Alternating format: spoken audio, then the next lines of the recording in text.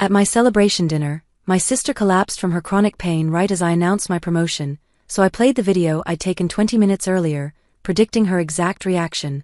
Before we begin, make sure to like and subscribe, and also, drop a comment below. What's one life lesson you think everyone should learn before it's too late? Share your thoughts, thanks. Let me take you back to the beginning. My little sister Jenna was born 2 months premature, came out bluer than a robin's egg, and spent the first 3 years of her life hooked up to tubes and machines at Children's Hospital of Philadelphia. Naturally, my parents were incredibly protective of her. They'd camp out by her bedside, by every toy she pointed at, and demand I ditch hanging with friends to babysit her. At first, I thought this was right. She was my chronically ill baby sister after all. But then Jenna got older, got healthier. She no longer needed oxygen tanks or feeding tubes and could live completely normally. However, by this point, she had learned that being sick got her whatever she wanted, whether that was material things or just sympathy and attention. It started with her headaches mysteriously returning whenever she had algebra homework. Mom and Dad would whisk the textbooks away, replacing them with Ben and Jerry's Chunky Monkey and Netflix privileges. By the time Jenna turned 11 and I was 16, she had perfected her act, and it really bothered me because her pain only struck during my shining moments.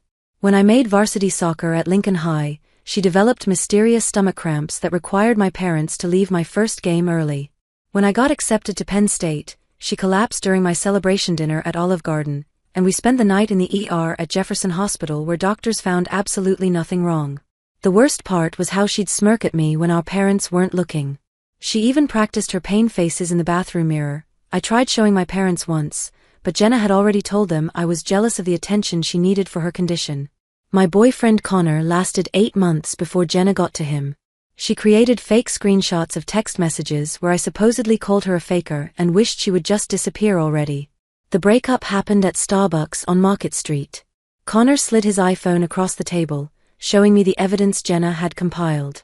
He said he couldn't be with someone who treated their sick sister so cruelly. Jenna texted me a selfie wearing the Eagles hoodie Connor had given me for Christmas. That was my breaking point.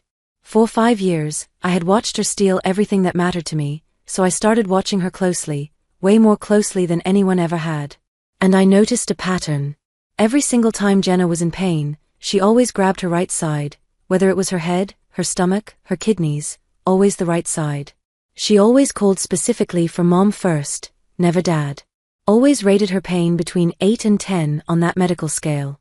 And she always recovered in exactly 2 to 3 hours, which was just long enough to ruin whatever I had planned. Once I recognized this pattern, I developed my plan. And last Sunday at our monthly family dinner, it went down better than I ever could have hoped for. We were having our usual gathering with all the aunts, uncles, and cousins at Grandma Betty's house in Germantown. About 20 people crowded around her massive oak dining table that had been in our family for generations. 20 minutes before dinner, I excused myself to the bathroom upstairs, where I recorded a video on my phone.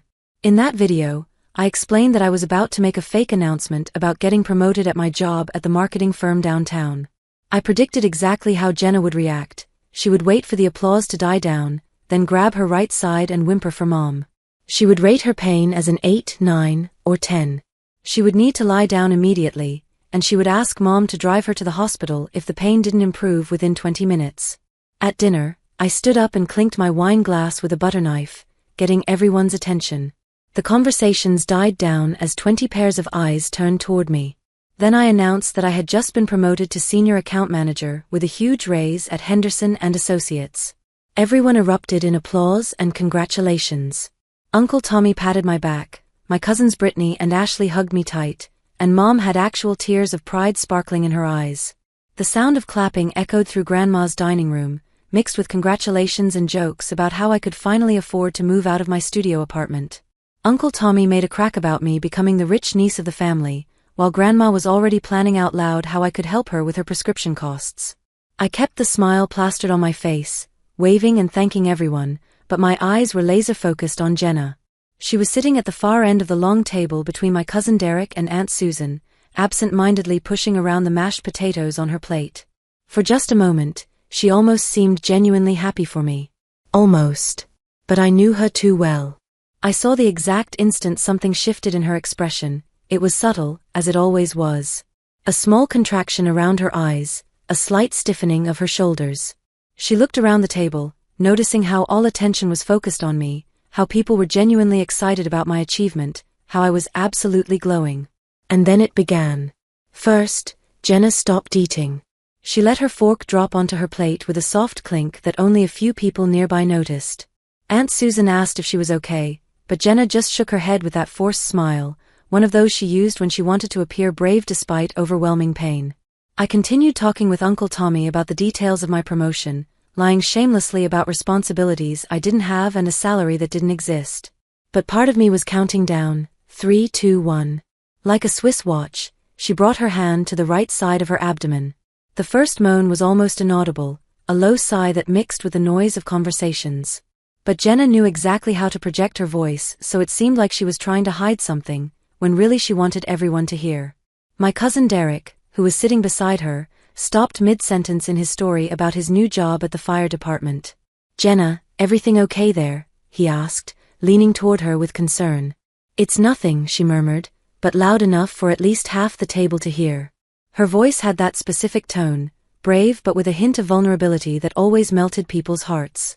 "Just a little pain," she added softly. And so began the show I had watched so many times before.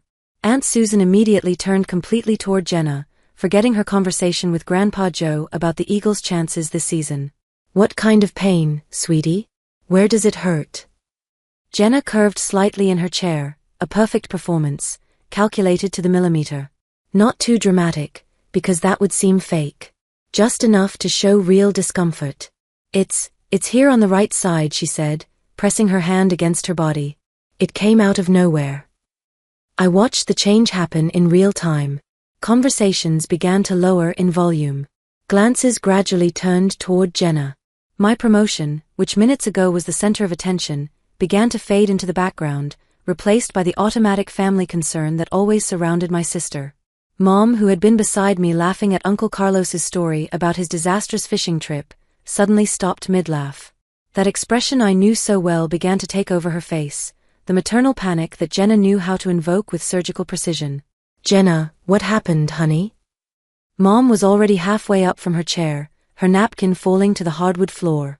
Jenna raised her eyes, always to Mom first, never to Dad. I had noticed this pattern years ago.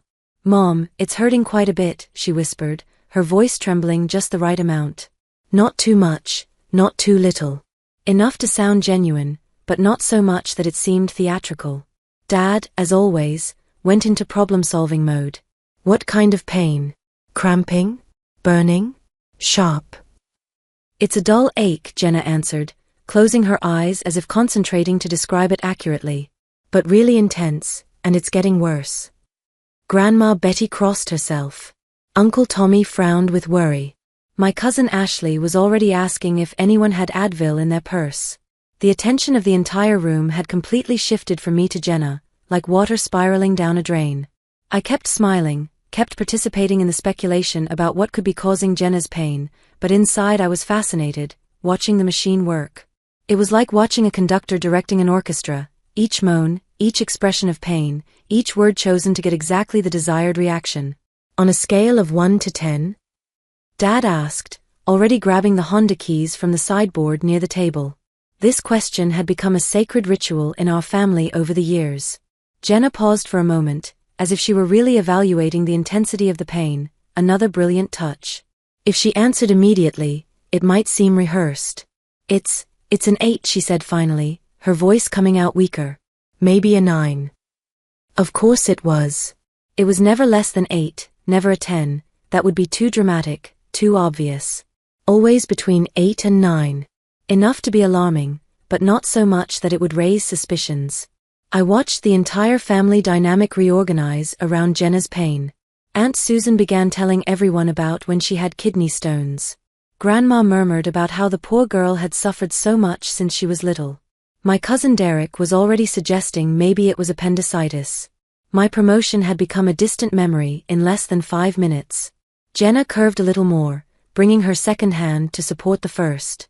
"Mom, I think I need to lie down," she whispered, but loud enough for everyone to hear. And then she did that thing that always made me want to scream. She looked directly at me for just a second, when she was sure no one else was looking, and she smiled.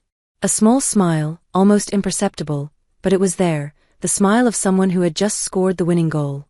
Maybe we should take her to Temple Hospital, Mom said, already standing up completely. Susan, can you drive? I'm too nervous. It was at that moment that something snapped inside me.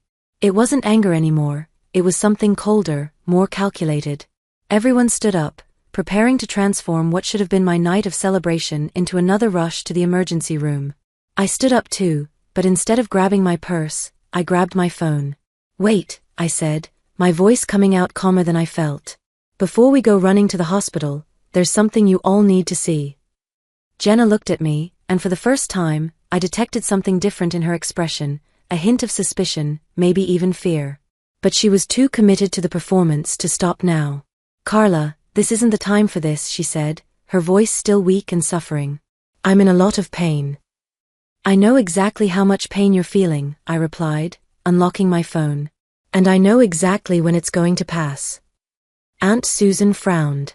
Carla, what do you mean by that? I held the phone in the air, my finger hovering over the play button. I recorded a video 20 minutes ago. You're all going to want to watch this. Jenna went completely still. Her hand was still pressed to her right side, her expression still showed pain, but something had changed. It was as if she realized the ground was moving under her feet but didn't know exactly why. What video? Mom asked, still torn between concern for Jenna and curiosity about what I was doing. I looked directly at Jenna, seeing the exact moment she understood that something was terribly wrong. Her eyes widened slightly, but she couldn't abandon the act now, not in front of the whole family. A video that's going to explain a lot, I said, and pressed play. My voice came out clear and firm from the phone speaker. It's 6:40 p.m. on Sunday. In 20 minutes, I'm going to make a false announcement about a promotion at work during family dinner. When I do this, Jenna will wait for the applause to finish, then she'll grab the right side of her body and call for Mom. She'll rate the pain as 8 or 9. She'll ask to lie down, and if she follows her pattern, she'll suggest going to the hospital in exactly 15 minutes. The silence in the room was so dense I could hear the tick-tock of Grandma's grandfather clock. All eyes turned to Jenna, who had become completely frozen, her hand still glued to her right side as if it had been superglued there. She always holds the right side, my recorded voice continued mercilessly. No matter what type of pain it is, head, stomach, kidney, always the right side. Always calls specifically for Mom first. And she always recovers in 2 to 3 hours, just enough time to ruin any important moment of mine. Grandma Betty was the first to find her voice. Jenna, is this true? Jenna tried to recover, but I could see the panic growing in her eyes. I don't know what Carla is talking about, she stammered, trying to return to the suffering tone. I'm really in pain. Don't you believe me? I'm not done yet, I said, pausing the first video. That was just the appetizer. I navigated to the next folder on my phone, a collection I had been meticulously compiling over the past few months. Do you want to see what really happened at my high school graduation? Carla, stop this, Jenna whispered, but her voice had lost all that theatrical fragility. Now it sounded sharp, almost threatening. I played the next video. It was security camera footage from Lincoln High that I'd gotten through my friend Jake, who worked in the IT department. The grainy image showed Jenna in the side hallway near the water fountains, 5 minutes before the ceremony began. She was completely alone, checking her phone. Then suddenly, she put the phone away, looked around to make sure no one was watching, and started practicing. There, alone in that hallway, my sister was rehearsing expressions of pain. She frowned, brought her hand to her chest, made different grimaces using the reflection in the glass trophy case. She was literally rehearsing which expression would be most convincing. My God, Aunt Susan murmured, her hand flying to cover her mouth. Wait, there's more, I said, moving to the next file. Remember when Connor broke up with me? When he said I was cruel to my sick sister? Jenna went pale. Carla, don't. These are the original messages she sent to Connor, pretending to be me. I showed the screenshots I had managed to recover from her phone's cloud backup, another favor from my tech-savvy friend Jake. Look at the dates and times. She waited for me to leave the house to use my laptop and create fake social media accounts. The messages were vicious, saying horrible things about Jenna that I would never think, let alone write. But they were written in my style, with slang I used, details that only someone who knew me intimately would include. Dad took my phone with trembling hands, reading message by message. His expression grew darker with each line. She even researched your work schedule, I continued, to know when I wouldn't be home. I created a fake Instagram profile with my photo, I added Connor as a friend, and started sending these messages pretending to be me. When he confronted me about them, she acted shocked and said I must have let someone use my computer. Jenna, Mom said, her voice coming out as a broken whisper. This can't be true. But it is, I said, feeling a dark satisfaction watching Jenna's house of cards begin to crumble. And there's more. Much more. I moved to the next file, an audio recording I had secretly made the previous month using a voice recorder app. This is Jenna on the phone with her friend Chloe last week. Jenna's voice came out clear from the phone. It's really easy, Chloe. You just need to know the right buttons to push. Mom gets desperate if I say it's a headache on the right side, but if I say it's stomach pain, she takes longer to react. And it always works better when Carla is having a good day, then everyone feels sorry for me and gets annoyed with her for being insensitive. Chloe laughed in the recording. You're terrible, Jenna. But your sister really is kind of stuck up anyway. She thinks she's better than everyone. Jenna continued, she was always the favorite, always had everything handed to her. At least when I fake being sick, I managed to get them to pay attention to me too. And it's fun watching her get frustrated. The silence that followed was deadly. Jenna was white as a sheet, trembling, and this time, the trembling was completely real. Jenna, Grandma Betty said, her voice loaded with disappointment that cut through the air like a knife. How could you? There's more, I said relentlessly. Do you want to see the video of when she fainted at my 18th birthday party? This time Jenna tried to get up, probably to run away, but Uncle Tommy gently but firmly held her by the shoulders. Stay there, Jenna. I think you need to hear this.